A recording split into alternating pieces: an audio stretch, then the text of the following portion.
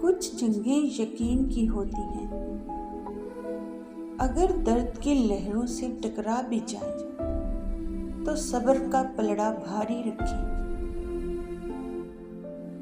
جسے ہم بے بسی کہتے ہیں، وہی صبر کی حد ہے جہاں فیصلے تمام ہوتے ہیں۔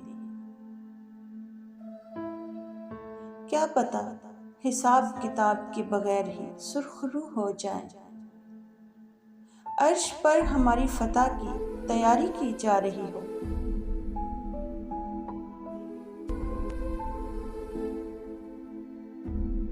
کیا پتہ جسے ہم مسلسل شکست سمجھ رہے ہوں، وہی ہماری جیت کی پہلی منزل ہو۔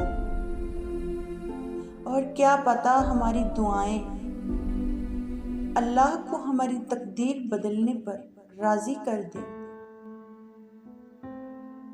وہ دعاؤں کا رخ قبولیت کی طرف موڑ دے۔ اس نے فرما دیا ہے کہ تم مجھے پکارو، میں سننے والا ہوں۔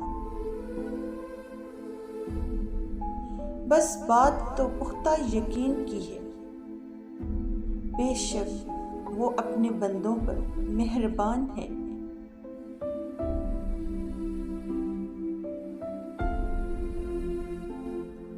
وہ رب کبھی بھی مکمل طور پر آزمائش میں مبتلا نہیں کرتا، کہیں نہ کہیں کوئی دروازہ ضرور کھلا رکھتا ہے۔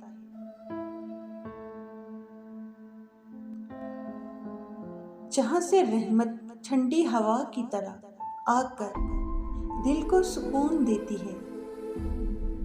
کوئی نہ کوئی آسانی مشکل کے ساتھ موجود رہتی ہے۔ بس جب بھی تم ٹوٹ کر چکنا چور ہو جاؤ تو خالی ہاتھوں میں اپنی کرچیاں سمیٹ کر رب کی بارگاہ میں آ جانا۔